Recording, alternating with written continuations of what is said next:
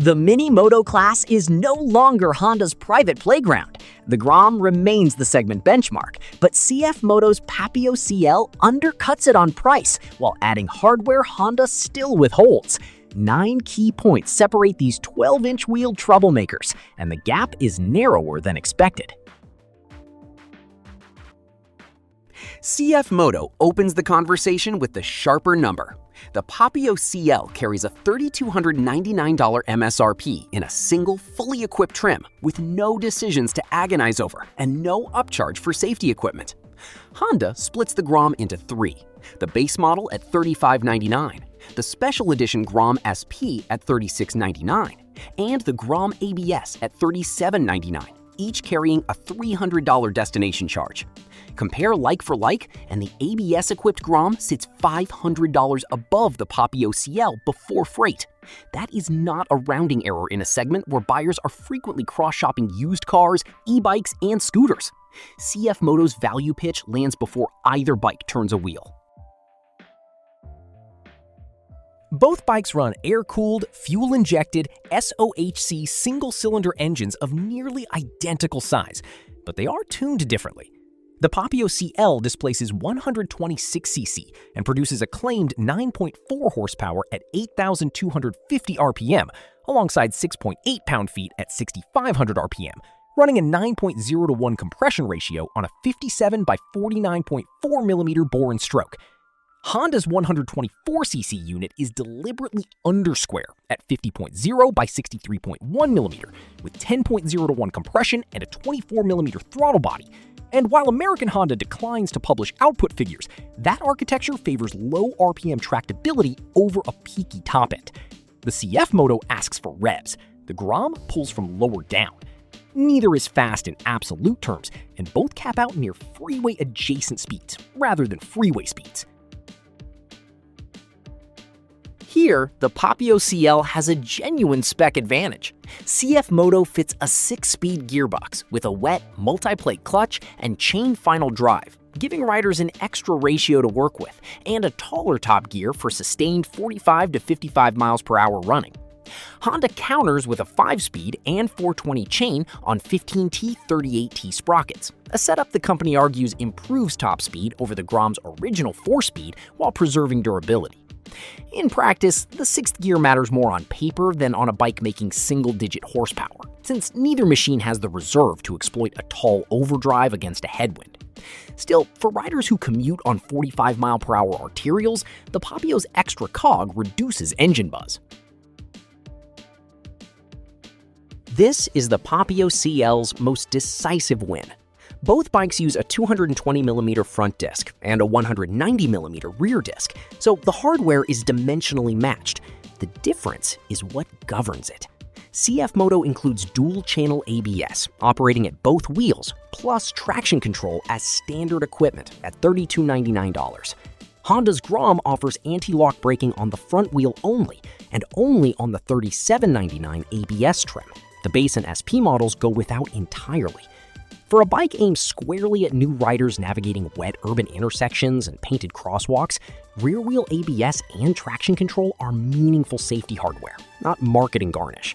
CFMoto delivers more of it for less money. The two bikes converge closely here. Both use an inverted telescopic fork, a single rear shock, and 12-inch alloy wheels wearing 120/70-12 front and 130/70-12 rear rubber. Honda specifies a 31mm fork with 3.9 inches of travel and a rear shock offering 4.1 inches, tuned for flat, hard pavement and quick direction changes.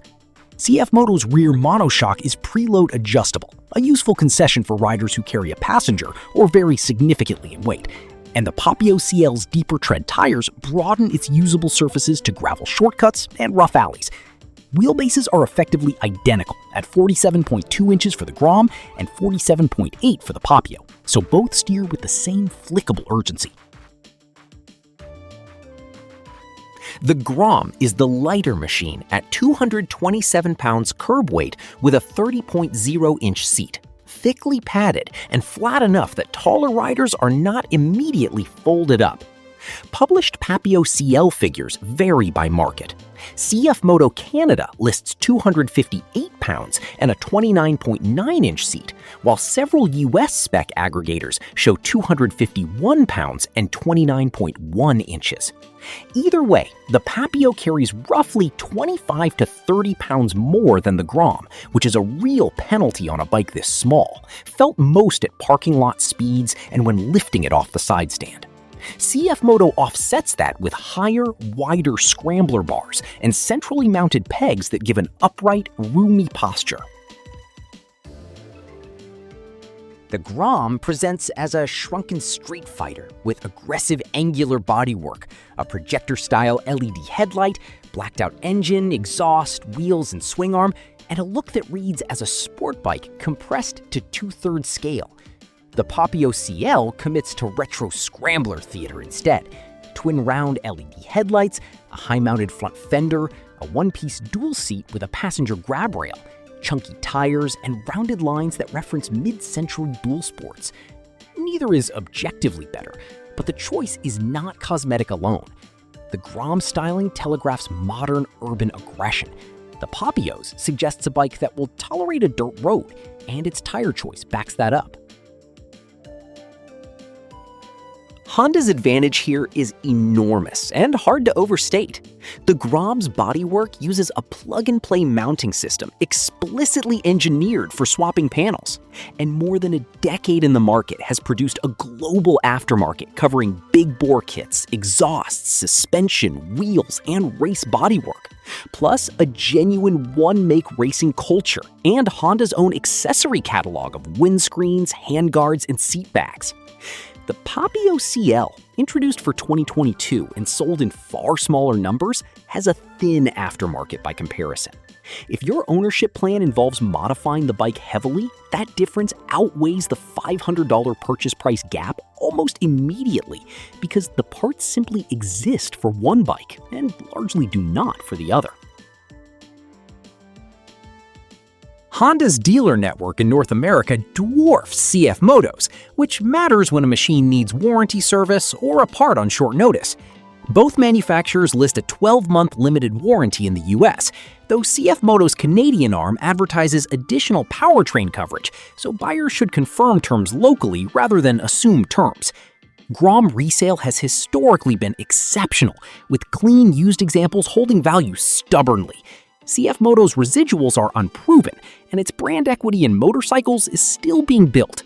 Running costs favor the Grom too, with Honda citing an EPA-derived 160.5 megapoint-gallon combined figure, though the Papio's larger 1.9-gallon tank versus 1.6 gallons narrows real-world range. The Papio CL is the better-equipped motorcycle for less money, and that is the starting point for any honest verdict.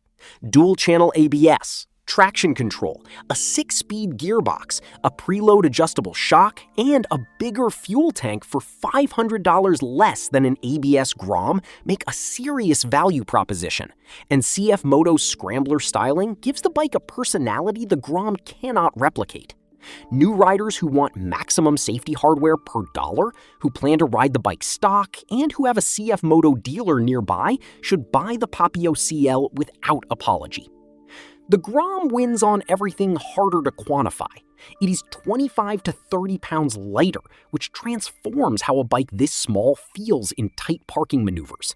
It has a proven decade-long reliability record, a dealer on nearly every corner, resale value that makes ownership genuinely cheap over time, and an aftermarket ecosystem that turns it into a platform rather than a purchase. For riders who intend to modify, race, or keep the bike long enough that resale matters, the Grom remains the smarter buy, despite thinner standard equipment. Choose by intent. Buy the Papio CL if you want the most motorcycle for $3,299 today. Buy the Grom if you want the machine you will still be riding and improving in 5 years. That is the cleanest takeaway.